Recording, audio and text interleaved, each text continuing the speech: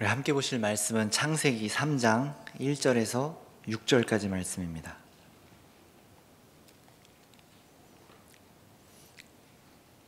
창세기 3장 1절에서 6절까지 말씀을 제가 읽겠습니다. 그런데 뱀은 여호와 하나님이 지으신 들짐승 중에 가장 간교하니라. 뱀이 여자에게 물어 이르되 하나님이 참으로 너희에게 동산 모든 나무의 열매를 먹지 말라 하시더냐. 여자가 뱀에게 말하되 동산 나무의 열매를 우리가 먹을 수 있으나 동산 중앙에 있는 나무의 열매는 하나님의 말씀에 너희는 먹지도 말고 만지지도 말라 너희가 죽을까 하노라 하셨느니라. 뱀이 여자에게 이르되 너희가 결코 죽지 아니하리라. 너희가 그것을 먹는 날에는 너희 눈이 밝아져 하나님과 같이 되어 선악을 알 줄 하나님이 아심이니라. 여자가 그 나무를 본즉 먹음직도 하고 보암직도 하고 지혜롭게 할 만큼 탐스럽기도 한 나무인지라. 여자가 그 열매를 따먹고 자기와 함께 있는 남편에게도 주매 그도 먹은지라. 아멘.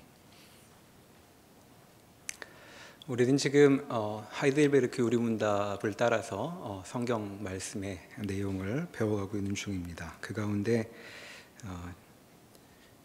그 하이델베르크 우리문답의 지금 우리가 살펴보고 있는 부분은 우리 자신이 누구인가에 대한 내용을 담고 있죠.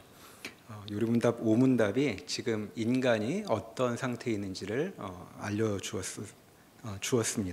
자, 5문답을 다시 한번 보시면 답에 이렇게 되어 있죠. 나에게는 본성적으로 하나님과 이웃을 미워하는 성향이 있습니다 라고 말하고 있습니다.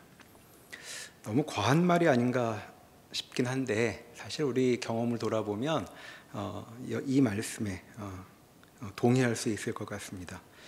자, 미움이 아니라 사랑을 기대하기에 당연할 법한 인간관계를 우리가 생각해 볼 수 있죠. 정말 사랑이 있어 마땅하다고 생각하는 관계로 대표적인 것이 어머니의 사랑을 우리 사회에서는 주로 꼽습니다. 자, 자식의 상태가 어떻든 그 사랑이 포기될 줄 모르는 대표적인 경우가 되죠. 하지만 어머니와 자식의 관계를 구체적으로 따져보면 사실 우리에겐 또 다른 할 말이 많이 있습니다. 자식들은 어머니가 나를 사랑하는 걸 알지만 그런데 그 사랑하신다는 것만으로는 이 관계를 다 설명할 수 없다고 느끼는 것이죠. 또 사랑의 가장 강한 강도로 보면 남녀 사이의 연애 관계를 꼽을 수도 있는데 사실 그렇게 죽고 못 살겠다는 연인들이 오늘도 많이 헤어지고 있습니다. 자, 이것을 보면 이렇게 좋은 관계조차도 그르치는 어떤 이상한 성향이 우리 마음에 우리 자신에게 있다는 것을 알 수 있는 것이죠. 잘해보려고 하는 관계인데도 이상스럽게도 결국 잘 되지 않게 만드는 무엇인가가 있습니다. 자, 그래서 우리는 살면서 사람이 무슨 사고를 쳤다는 얘기를 들으면 이런 말을 하며 소근거리기도 하죠. 사람이 원래 다 그래. 그런 말을 합니다. 또 이런 속담도 있습니다. 자, 머리 검은 짐승은 거두는 게 아니다. 들어보신 적 있습니까? 자, 이를테면 개는 평생 주인을 배신하는 적이 없는데 사람은 신의를 지켜내지 못하고 결국은 배신한다는 것이죠. 그러니까 처음부터 사람한테 마음을 주면 안 된다는 이제 그런 교훈이 담긴 속담입니다. 자, 누가 사람을 믿어주다가 그 사람 때문에 어려움을 겪을 때면 옆에서 그렇게 말해줄 수 있죠. 그러니까 머리 검은 짐승은 걷어주면 안 돼. 이렇게 말할 수 있는 겁니다. 자, 우리도 분위기 딱 잡고 한번 옆에 있는 사람한테 얘기해 볼까요? 사람은 원래 다 그래. 자, 이런 얘기를 주고받는다면 얘기해 주는 내가 뭔가 사람들은 잘 잊어버리는 지혜를 갖고 있는 사람인 것 같이 느껴지기도 합니다. 저 사람은 그걸 몰라가지고 저렇게 고생을 하고 있는데 이 정도는 알아야지 싶은 이제 그런 마음이 들기도 하죠. 자, 그런데 그렇게 말을 해보면 옆 사람보다는 좀 나은 것 같아서 우월감도 느껴지고 기분도 막 좋아질까요? 그러지는 않은 것 같습니다. 왜냐하면 정말 사람은 원래 그런 존재고 그리고 머리 검은 짐승은 거두는 게 아니라면 우리는 참으로 불쌍한 존재들이라고 말할 수 있겠습니다. 그러고 어떻게 살까요? 누구도 믿을 수 없고 마음을 줄 수도 없고 마음을 받아줄 수도 없다면 답답한 현실을 말하고 있는 것이죠. 그런데 이게 사실이라는 걸 알기 때문에 사람들이 그게 상식이라고, 우리 인간의 진실이라고까지 그렇게 말하고 있습니다. 자, 이와 같이 숨막히는 우리 현실을 지금 요리문답은 사람에게는 미워하는 성향이 있다라고 표현했던 것이죠. 자, 그런데 성경이 알려주는 인간의 존재의 진실은 그것만이 아니었습니다. 인간은 원래 그런 모습이 아니었다고 요리문답, 육문답이 우리에게 말하고 있었죠. 자, 육문답을 다시 한번 보겠습니다. 자, 그러면 하나님이 사람을 그렇게 악하고 패역한 상태로 창조하셨는가라고 묻고 있고, 답은 아니라는 것이죠. 하나님은 사람을 선하게, 그리고 하나님의 형상을 따라 참된 의와 거룩함으로 창조하셨다고 가르쳤습니다. 자, 지난 시간에 우리가 창세기 2장에서 본 것처럼 인간은 창조되었을 때 참으로 빛나는 존재였습니다. 겨우 머리 검은 짐승 따위로 불릴 그런 피조물이 아니었던 것이죠. 참으로 영광스럽고 하나님이 누구신가를 드러내고 있는 그런 존재였습니다. 자, 그렇다면 대체 오문답과 육문답의 이 간극은 어디에서 비롯된 것인가 하는 질문이 우리에게 솟아오릅니다. 현재의 모습은 본성적으로 미워하는 성향이 있는 마음이라면, 원래는 본성적으로 선하고 의로움과 거룩함이 담겨 있었다는 것이죠. 자, 지난 시간에도 언급했었는데 인간에게는 이와 같은 두 가지 상반된 면모가 모두 들어 있습니다. 하도 상반되어서 이 두 가지를 동시에 기억하기가 쉽지 않죠. 그래서 우리는 사람의 못난 것을 생각하면 한없이 그쪽으로 동의하게 됩니다. 짐승에게도 못 미치는 것 같은 것이 사람인 게 맞는 것 같죠. 온갖 말로 사람을 비난해봐도 다 정답입니다. 아무것도 모르고 너 이런 사람이지 라고 얘기해도 거의 다 그 사람에게 해당되는 것이죠. 한편 그렇게 인간의 못난 꼴을 받아들이기 어려우니까 좋은 쪽만 생각하기로 하는 수도 있습니다. 그래서 온갖 미사역으로 사람이 얼마나 괜찮은지를 말해보기도 하는데, 이번에도 그 말들이 전부 정답이죠. 왜냐하면 사람 안에는 우리가 예측하지 못하는 참 굉장한 면모들이 들어있기 때문입니다. 자, 오히려 사람이 얼마나 대단할 수 있는지를 우리가 상상력이 부족해서 제대로 파악하지 못하는 게 문제라고 말할 수 있죠. 자, 그런데 우리는 이와 같은 두 면모를 동시에 기억하지 못해서 누구를 보면 비난했다, 칭찬했다, 또 비난했다를 오고 가곤 합니다. 이것은 다른 사람에게 대한 것만이 아니라 우리 자신에게도 그렇게 하고 있죠. 그러니 그 요리문답이 가르쳐준 대로 우리는 먼저 이 두 가지 사실을, 이 두 면모가 있다는 사실을 기억해야 할 것입니다. 자, 그런데 성경의 가르침은 이 문제에 대해서 어떤 방향으로 말하고 있냐면, 처음에는 엄청나게 좋았는데 지금은 서로 견딜 수 없는 처지가 되었다라고 가르치고 있는 것입니다. 자, 이 방향을 잘 생각해 봐야 됩니다. 원래는 굉장히 못났는데 많이 노력해서 이 정도까지가 된 거라고 말하고 있는 것이 아니라, 찬란하게 시작되었는데 낭떠러지로 급전직하했다는 것이 성경이 인간에 대해 말하고 있는 설명인 것이죠. 자, 그렇다면 대체 무슨 곡절이 있어서 이렇게 되었는가? 참, 무슨 일이 있지 않고서야 이렇게 상반된 상태가 될 수는 없겠다라고 생각해 볼 수 있습니다. 자, 요리문답 7문답이 바로 그 점을 우리에게 알려주었습니다. 7문답을 다시 한번 보겠습니다. 이번에 제가 문제를 읽으면 답을 한번 소리내서 같이 읽어주시면 좋겠습니다. 자, 그렇다면 이렇게 타락한 사람의 본성은 어디에서 왔습니까?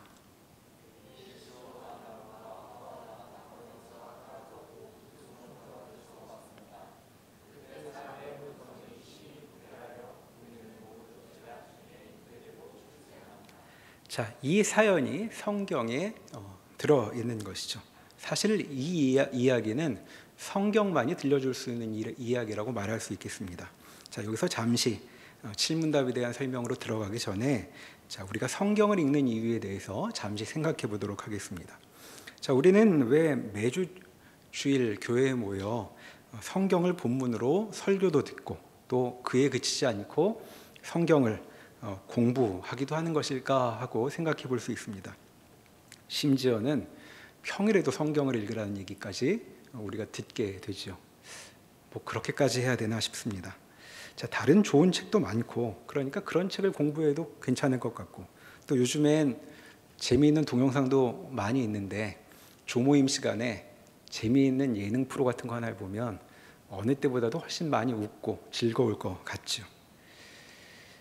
자, 그런데 왜 교회에서는 유독 설교 시간에는 성경을 본문으로 이야기를 하고 또 교회에 오면 다른 시간에도 성경 그러는 것일까 하는 생각이 듭니다. 자, 여러 이유를 찾아볼 수 있겠지만 우선 우리가 먼저 생각할 수 있는 것은 성경에는 성경만이 할 수 있는 이야기가 들어있기 때문이다 라고 말해볼 수 있겠습니다. 자, 생각해보면 우리가 아는 것이 별로 없죠. 우리가 한시도 떨어지지 않는 우리 몸에 대해서도 잘 모릅니다. 자, 병원에 가서 아파서 병원에 가면 의사 선생님들도 이제까지 사람들이 어떤 식으로 아팠는가를 알고서 우리 문제를 다루는 것이지 사람 몸이 어떻게 움직이는 것인지 속속들이 알고 있는 것은 아니죠. 자, 며칠 전 뉴스에 이런 기사가 났습니다. 그 예쁜 꼬마 선충이라는 생물에 대한 기사가 났죠. 그 신경회로의 네트워크 구조를 드디어 다 사람이 파악했다는 기사였습니다. 자, 무슨 말인지 저도 잘 모르겠는데 이게 되게 중요한 일인가 싶어서 한번 찾아봤죠. 꼬마 선충이 어떤 생물이냐 하면 길쭉하게 꼭 지렁이 같이 생긴 생물인데 길이가 1mm랍니다. 투명하게 생겼고 세포수가 595개라고 되어 있습니다. 이제 거기에 있는 뉴런들을 다 파악해가지고 어떻게 움직이는지를 확인했다는 것인데, 이거 확인하려고 심지어 국제연구진이 달려들었다고 기사에는 되어 있었습니다. 자, 세포수가 1000개가 다 안 되는데 그러면 사람은 세포수가 몇 개나 될까 하고 찾아봤더니 사람은 얼마나 될까요? 60조 개의 세포로 구성되어 있다고 되어 있습니다. 자, 꼬마 선충은 세포수가 1000개인데 사람은 1초에 세포를 380만 개씩 교체를 한다고 되어 있죠.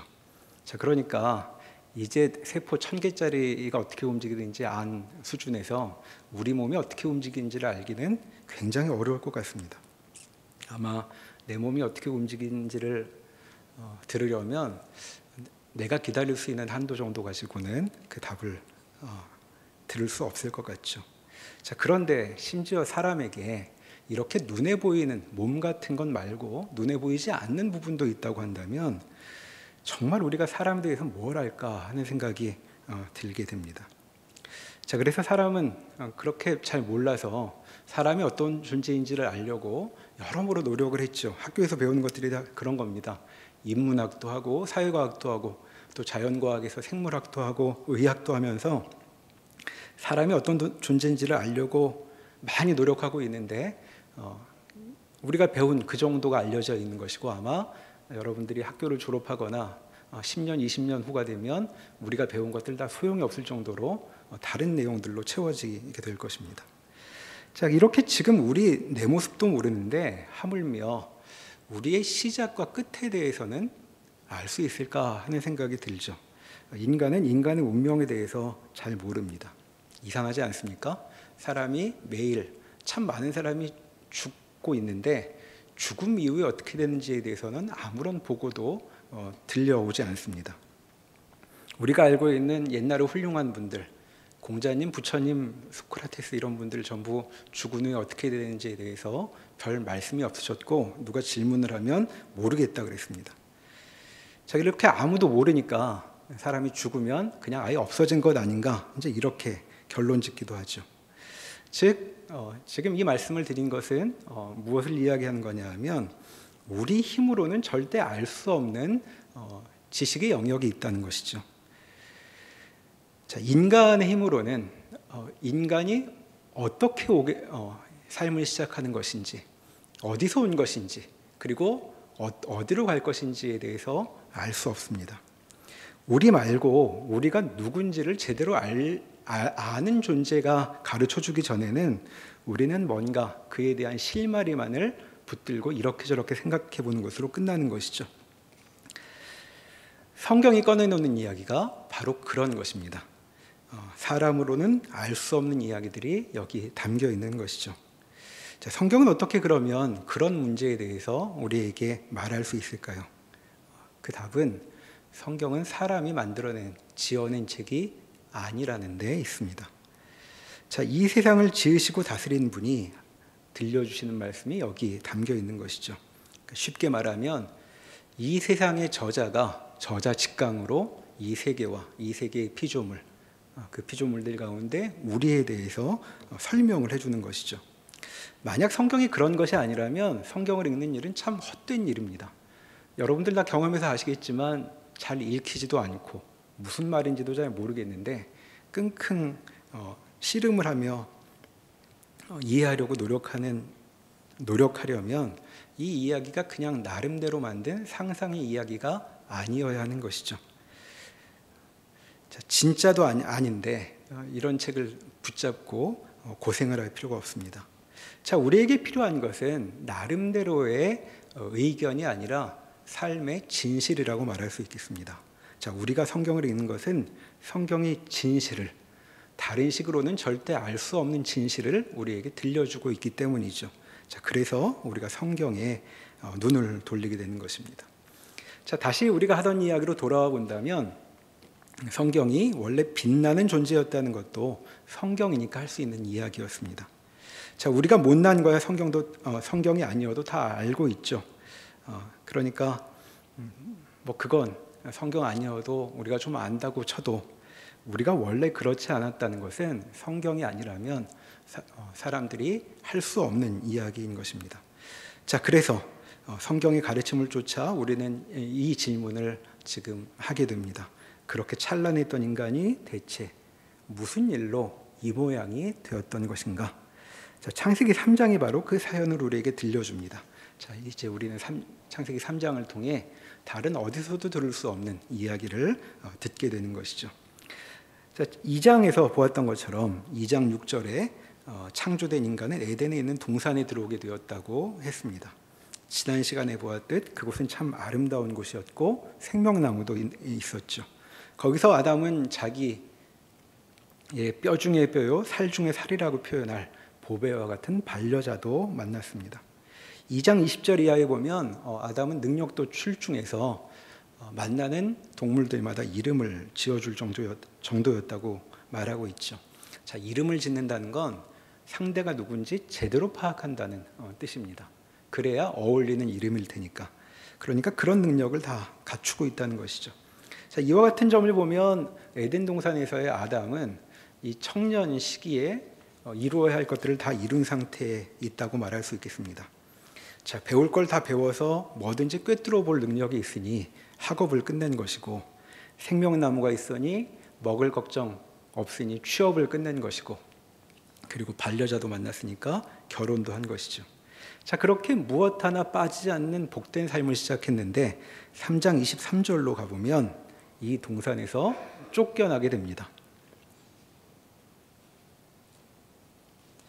자, 우리가 다 그려볼 만한 완벽한 상태에서 쫓겨나게 되었다니 무슨 일이 생긴 것인가 싶지요. 자, 여러 가지 생각을 해보게 됩니다. 굉장히 훌륭한 사람이 어떤 사건으로 망가져 버렸다면, 이제까지 누릴 수 있는 그 삶을 다 망쳐버렸다면 우리는 이렇게 물어볼 수도 있죠. 그날 컨디션이 안 좋았을까? 저 사람이 그런 사람이 아닌데, 이렇게 생각해 볼 수 있죠. 근데 아담과 하와는 컨디션이 안 좋은 날 같은 게 없는 사람들입니다. 우리 같은 존재가 아니어서 우리 같은 저질 체력이 아니죠. 언제나 믿고 맡길 수 있는 투수, 믿고 맡길 수 있는 공격수 같은 즉 그런 사람들이었습니다. 그런데 그렇게 부족함이 없는 사람이 무너져 버린 것이죠. 왜 그랬을까? 3장 1절부터 그 이야기가 펼쳐집니다.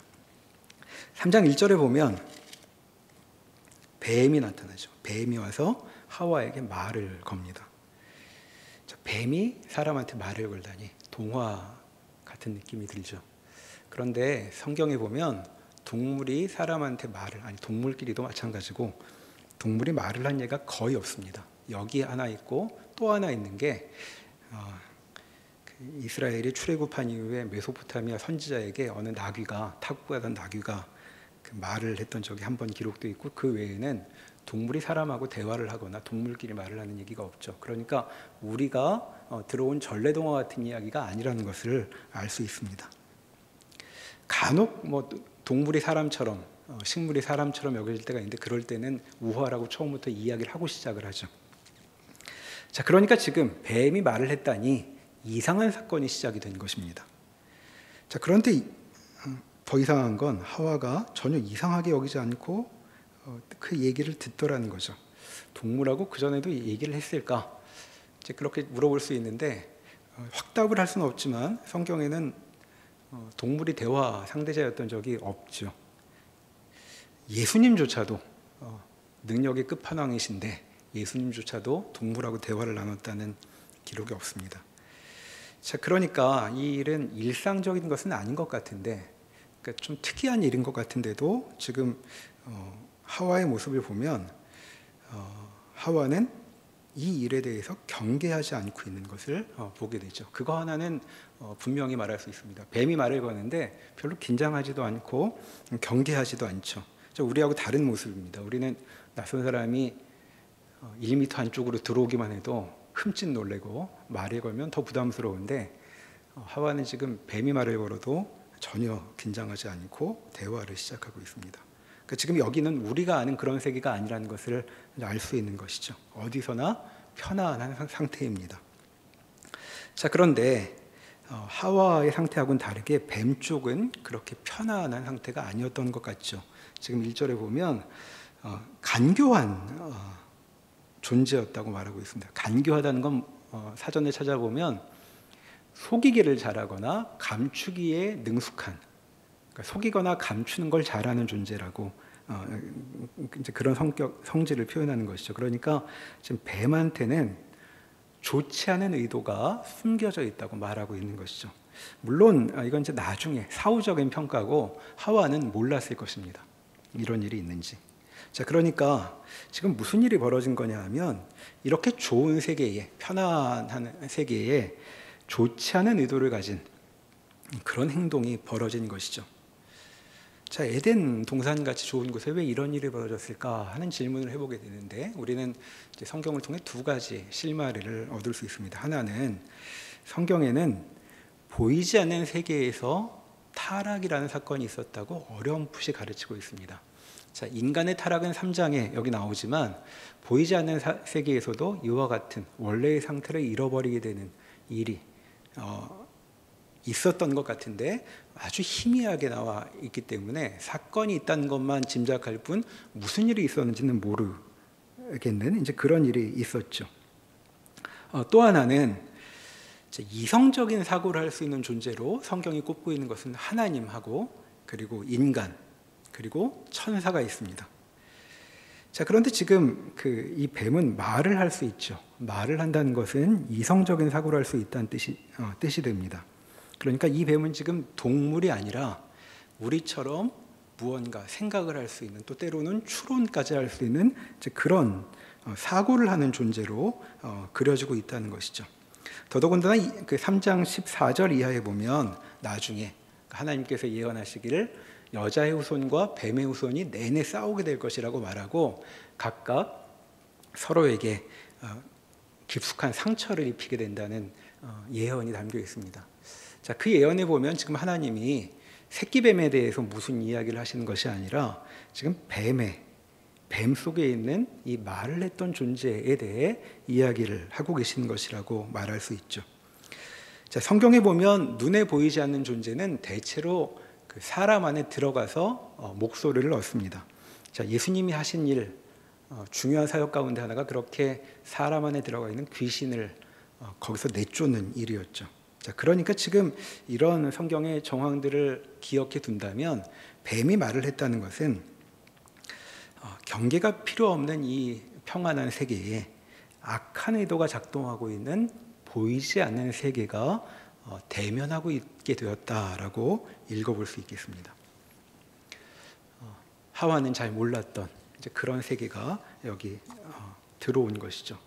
자, 하와 때만이 아니라 우리 때도 마찬가지일 겁니다. 우리가 그 아는 세계는 우리 눈에 보이는 우리 감각이 감지되는 세계만 우리는 떠올리지만 사실 우리가 사는 이 세계에도 저기를 품은 눈에 보이지 않는 세계가 드리워져 있죠. 자, 그렇다면 다시 1절에 보면 뱀이 무슨 말을 하나 말을 거는데 뱀이 이렇게 말을 하고 있습니다. 여자에게 물어 이르되 하나님이 참으로 너희에게 동산 모든 나무의 열매를 먹지 말라 하시더냐 이렇게 묻고 있죠. 자, 제가 잘 못 읽어보는데 제대로 읽으면 그 느낌을 살려서 읽으면 이렇게 말을 시작하는 겁니다. 정말이냐? 그런 일이 있었다고? 이제 이렇게 말을 거는 겁니다. 그러니까 파문이 생기는 것이죠. 가만히 있던 마음의 표면에 돌멩이가 하나 던져진 것 같은 일입니다. 자, 하나님의 명령에 대한 의문을 제시하고 있죠. 그러니까 이제껏 하와는 그 하나님의 말씀을 따라 이제 그렇게 살아왔습니다. 그랬는데 그렇게 순종하고 있던 하와에게 그 순종을 공격하고 있는 것이죠. 정말 그렇게 하고 산단 말이야? 이상한 걸 이제 이렇게 의문을 제시하고 있는 거죠.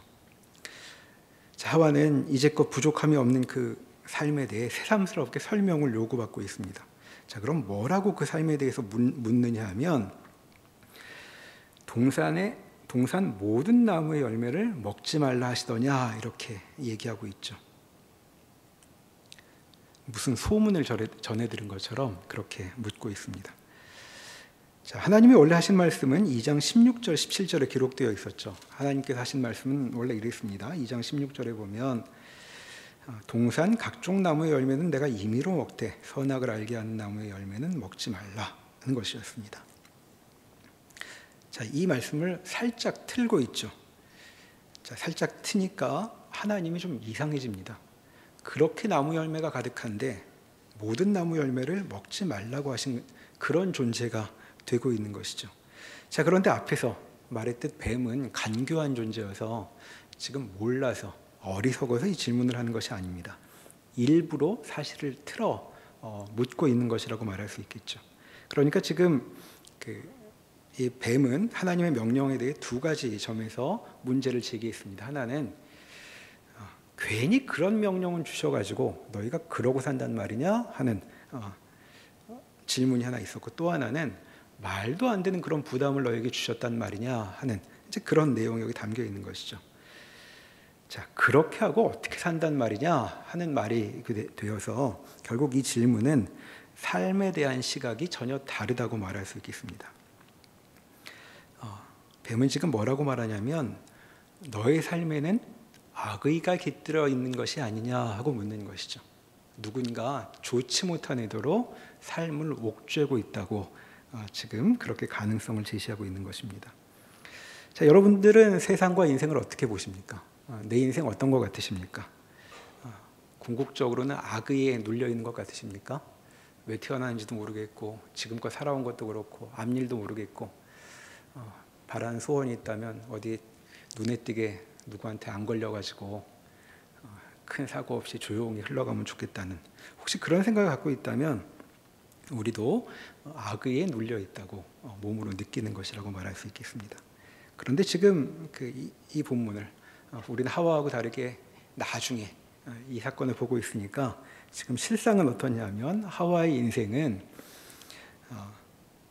선의 가운데 있죠. 하나님께서 생명 나무도 허락하셔서 생명을 구가하는 삶을 살도록 하셨으니까 실은 악의는, 뱀은 지금 내 삶에 악의가 깃들어 있는 거 아니냐라고 물었지만 하와 쪽에는 선의로 가득한 인생이고 악의는 어디 있냐 하면 뱀 쪽에 있는 것이었습니다. 자, 그런데 이렇게 물었죠. 자, 그 얘기를 듣고 하와가 답변을 합니다. 3장 2절 하반절부터 그 답변이 이렇게 나와 있습니다.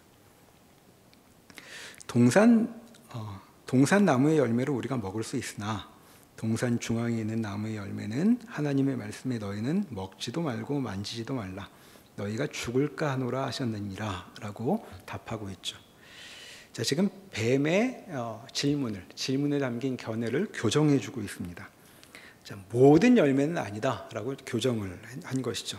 하나님은 그렇게 말이 안 되는 부담을 지우는 분은 아니라고 지금 말하고 있습니다.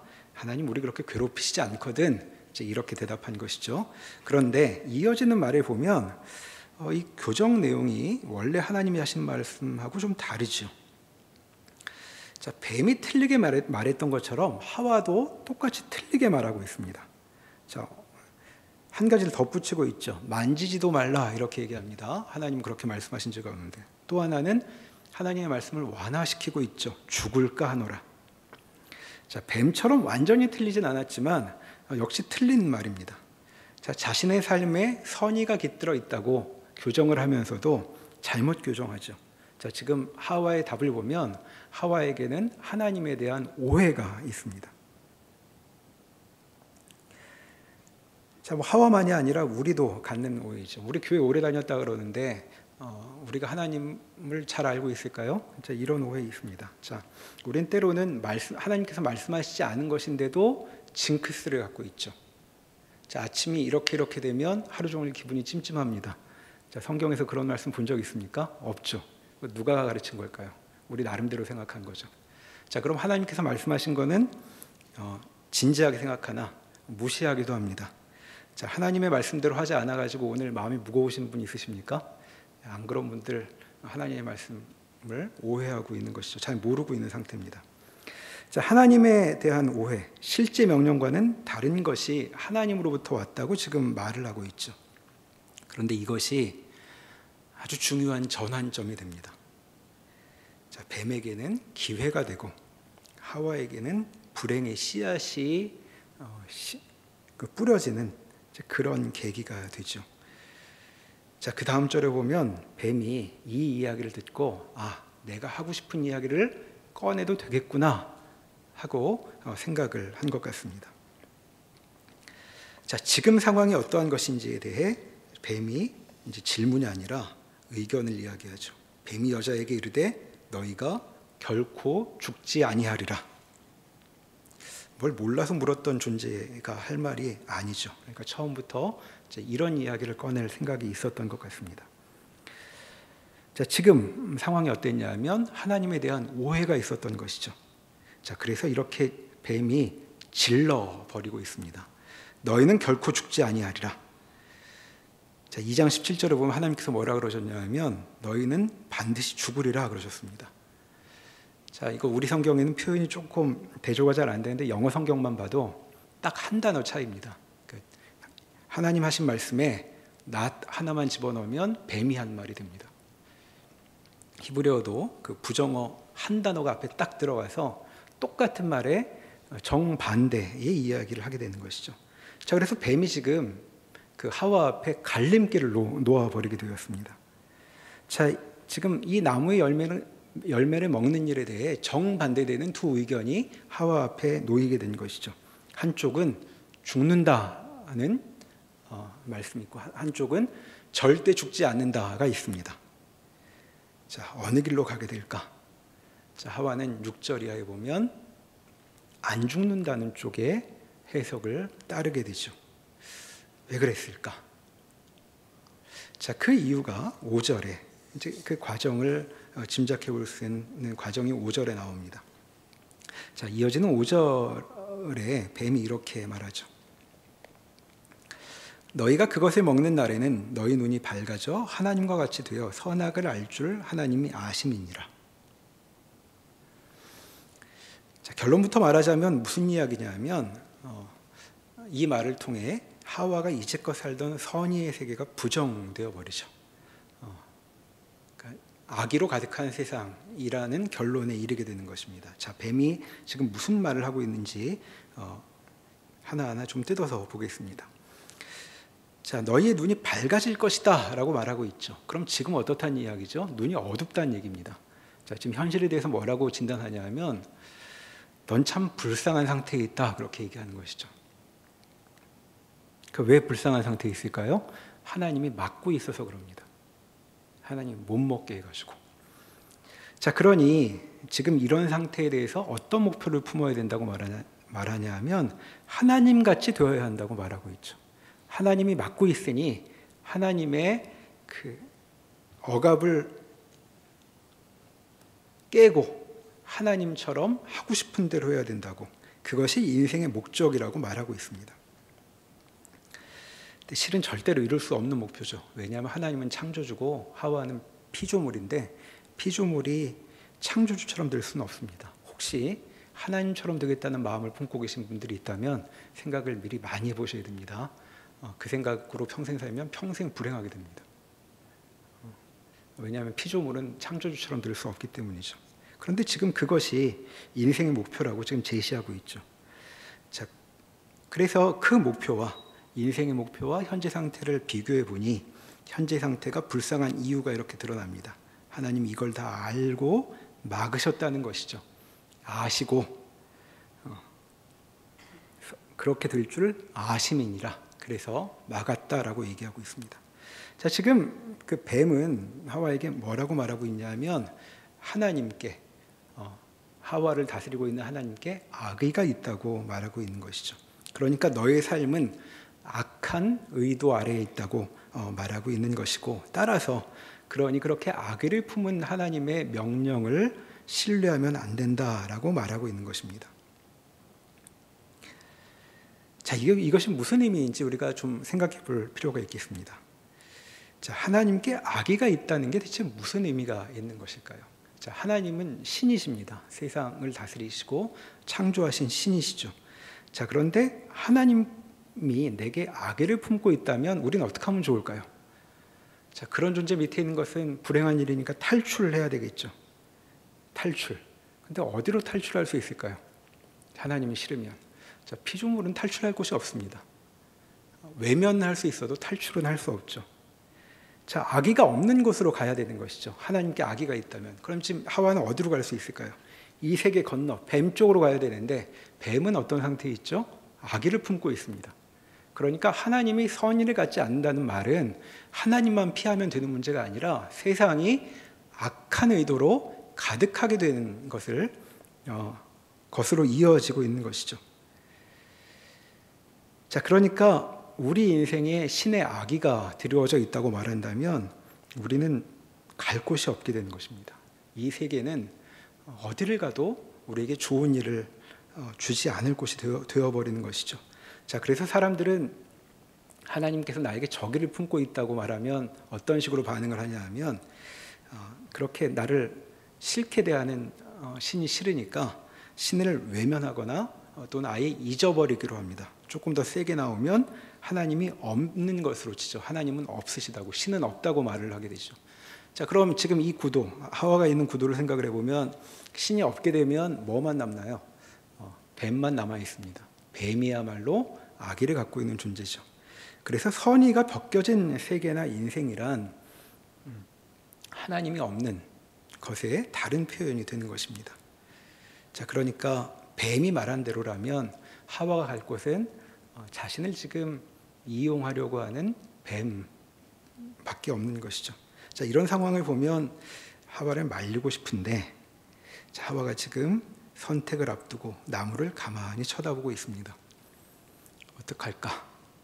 저 열매, 늘 내 눈앞에 있던 열매인데 이제 생각을 했겠죠.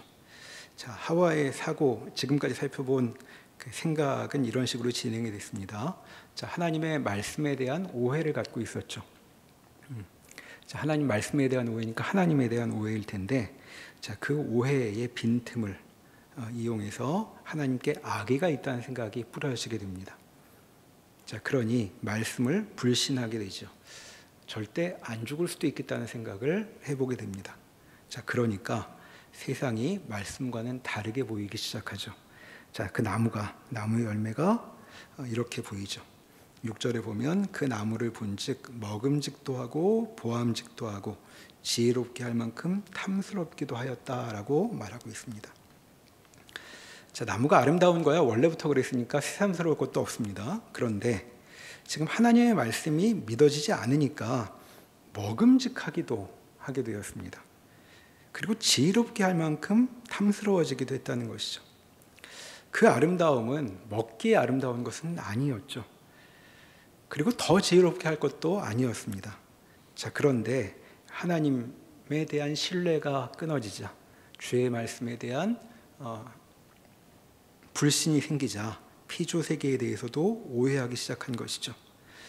원래 좋은 세계였지만 하나님과 말씀과 다른 방식으로는 이 세계는 좋은 것을 줄 수 없죠. 세계가 아름다운 것은 하나님의 통치 아래에 있기 때문입니다. 자, 그런데 생명이신 하나님 바깥에서 피조 세계로부터 생명처럼 좋은 것을 기대하며 따먹게 됩니다. 자, 하와가 나무 열매를 따먹었다는 것은 마음을 굳힌 것이죠. 뱀의 말이 맞다고. 자, 그래서 이 사람이 뭘 경험하게 될까요? 정말 세계가 달라지게 됩니다. 자, 하나님은 아기를 품게 되었고 그분의 말씀은 믿을 수 없는 것이 되었죠. 자, 그래서 열매를 따먹었더니 일면 정말 뱀의 말처럼 되는 것 같습니다. 자, 뱀의 말. 자, 뱀이 약속한 말이 아니라 뱀이 그려냈던 상태처럼 되어버리죠. 하나님은 더 이상 선의의 존재가 아니라 적의의 대상이 되십니다. 더 실감나게 말하면 하나님뿐이 아니라 온 세계가 그에게 적대적인 세상이 되어버리는 것이죠. 저 뒤에 아담과 하와가 경험하게 된 이후 삶을 보면 온 세계가 이들의 삶에 적이 된다는 것을 우리가 보게 되는 것입니다.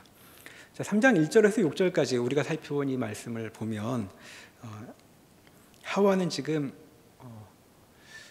어딘가로부터 출발해서 다른 곳에 도착했다고 요약해 볼 수 있겠습니다.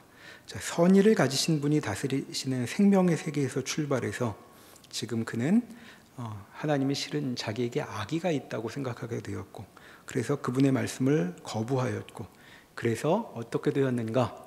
전혀 다른 세계에 도달하게 된 것이죠. 정말로 세상의 창조주요 통치자께 적대적인 존재가 되어버린 것입니다.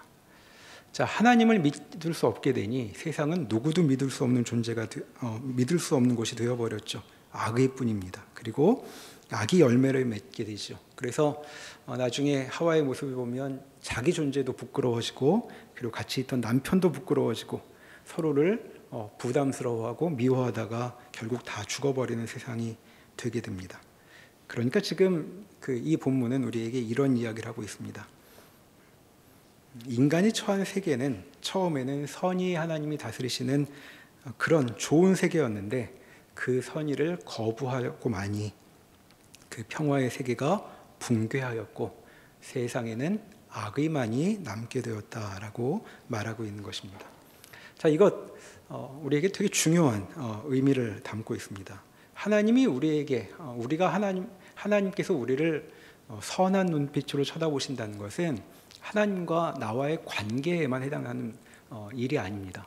하나님이 나에게 선한 눈빛이 아닌 다른 눈빛을 보이기 시작하신다면 우리는 사실 우리의 세계를 잃어버리게 되는 것이죠. 자, 여러분 어떠십니까? 이 세상 살만하다고 느끼십니까? 아니면 뭔가 불안하고 어딘가 나에게 악의로 가득한 존재들로 가득한 것처럼 보이십니까? 자, 성경은 뭐라고 말하냐 하면 하나님은 우리에게 좋은 뜻을 품고 계시다고 가르칩니다. 세상은 그렇게 나쁜 것이 아니라 좋은 세계였다고 말하고 있고, 그것을 지탱하는 표현이 무엇이냐 하면 하나님이 우리에게 선한 의도를 품고 계시다는 것이죠. 자, 그래서 우리가 살 때에 이 뱀, 사단일 텐데 사단이 우리에게도 늘 이 질문을 불러일으킵니다. 하나님이 너 사랑하시는 거 맞냐? 라고 묻게 만들죠. 자, 우리는 주위를 둘러보면 우리 꼴을 아니까 아니 안 사랑하실 것 같아 라고 이제 대답을 하기가 쉽습니다. 자, 그러면 하나님만 나를 미워하시는 게 아니라 우리가 꿈꾸던 세계가 모두 무너져 내리게 됩니다. 하나님이 우리에게 선의를 품지 않으신다면 누구도 우리에게 선의를 품을 수 없습니다. 왜냐하면 우리를 감당할 수 있는 존재는 없기 때문이죠. 그렇다면 우리의 세계는 악으로 가득 찰 것이고, 우린 더 살아봐야 아무런 좋은 것을 기대할 수 없게 되는 것이죠. 그래서 지금 하나님의 선의를 의심하자 하와의 세계가 무너졌던 것입니다. 자, 그러니 하나님이 우리에게 선한 뜻을 품고 계시고 나는 하나님의 사랑을 받는 존재라는 사실을 잊어버리지 말아야 하는 것이 우리 삶의 아주 중요한 첫걸음이라고 말할 수 있겠습니다. 자, 그런데 하와가 왜 이 중요한 사실로부터 무너져 내렸는가를 생각을 해보면 그 계기는 아까 3절에 있었죠. 2절과 3절에 하와의 답을 보면 답에서 그 계기를 이렇게 변화된 계기를 보게 되는데 그 계기는 하나님의 뜻에 대한 오해였습니다. 하나님의 뜻을 오해해서 덧붙이기도 하고 또는 완화시키기도 하고 빼버리기도 하면서 하나님의 말씀을 오해하고 하나님에 대한 뜻을 오해하게 되었던 것이죠. 자, 앞에서 우리가 그렇게 물었습니다. 우리 같지 않은 존재, 능력이 충만했던 그 영광스러운 존재가 왜 무너져 내렸는가? 자, 성경이 우리에게 들려준 답은 무엇이냐 하면 그가 하나님을 오해했다는 것이죠. 하나님을 오해하니까 능력이고 뭐고 다 소용이 없고 삶이 무너져 내렸습니다. 자, 그래서 우리는 하나님의 뜻을 아는 것이 굉장히 중요하다는 사실을 다시 한번 배우게 되는 것이죠. 앞서서 말씀드렸습니다. 우리는 왜 성경을 읽어야 하는가? 바로 이와 같은 이유 때문이죠. 자, 하나님의 말씀을 제대로 이해하지 못한다면 우리는 하나님에 대해 오해하게 되고 하나님의 선의를 잊어버리게 됩니다. 하나님의 선의를 잊게 되면 결국은 그것을 잃어버리게 되고 결국 세계는 악의로 가득 차게 되는 것이죠.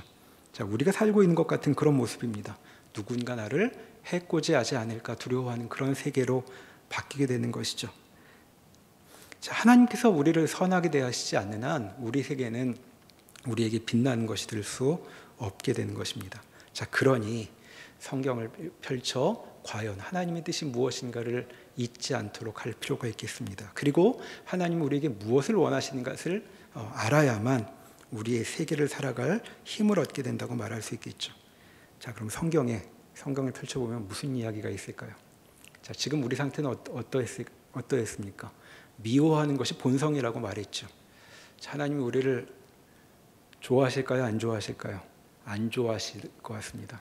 자, 그런데 하나님께서 우리를 좋아해 주셔야, 우리에게 선한 의도를 가지셔야 우리 삶의 실마리가 열린다면 우리는 어떻게 하면 좋을 것인가? 자, 그런데 성경에 바로 그 이야기가 있습니다. 지금 우리는 하와의 이 상태와는 다르게 하나님께 적대적인 존재가 되었으나 하나님과의 관계를 회복할 길을 하나님이 열어놓고 계시다고 말하여 주고 있죠. 하나님은 우리를 미워하는 것으로 끝내시지 않고 우리를 선하게 대하려고 하나님께서 방법을 열어놓으셨다라는 말씀이 성경에 담겨 있는 것입니다. 앞으로 우리는 요리문답의 그 뒷내용을 따라 우리에게 어떤 희망이 있는지, 어떻게 하나님의 사랑이 우리에게 다시 회복될 수 있는 것인지를 보게 되겠죠. 자, 하지만 그 말씀으로 가기 전에 우리가 다시 한번 기억하면 좋겠습니다. 우리는 주의 말씀을 모른다면 악의로 가득한 세상, 악의의 대상이 되는 세상을 벗어날 수 없을 것입니다. 주의 말씀을 통해 하나님의 사랑이 우리에게도 가능한지를 확인하지 못한다면 우리는 악의로 가득한 세상을 벗어나지 못한 채 자신을 지키느라 진이 빠지는 그런 인생으로 끝나게 될 것입니다. 자, 하나님께서 하와의 자리에 서 있는 우리에게 말씀을 들려주고 계시죠. 과연 누구의 뜻이 우리 인생의 올바른 답이 될 것인지 귀를 기울이겠느냐 하고 우리에게 말씀하고 계신 것입니다. 주의 말씀을 통해 우리의 삶이 더욱 복된 은혜로 가득 차는 일들을 우리가 경험하게 되기를 소망합니다. 기도하시겠습니다.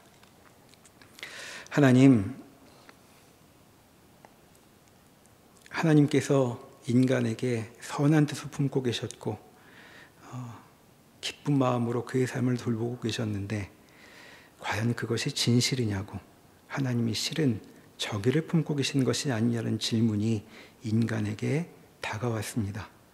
그리고 그 가능성을 받아들일 때 이들의 복된 삶은 붕괴되었습니다. 하나님, 저희에게도 같은 질문이 들려옵니다. 과연 하나님이 우리를 사랑하시는 것이 맞느냐? 하나님께서 우리에게 선한 뜻을 품고 계신 것이 맞느냐 하는 질문이 우리 앞에 놓여 있습니다. 하나님, 우리는 무엇이라고 답을 하게 될까요? 저희를 인도하셔서 진실에 우리의 삶을 내놓을 수 있도록 하여 주십시오. 하나님의 선의가 우리의 삶에도 드리워져 주께서 의도하셨던 복되고 아름다운 인생을 살아가는 은혜를 저에게 허락하여 주시옵소서. 예수님의 이름으로 기도합니다. 아멘.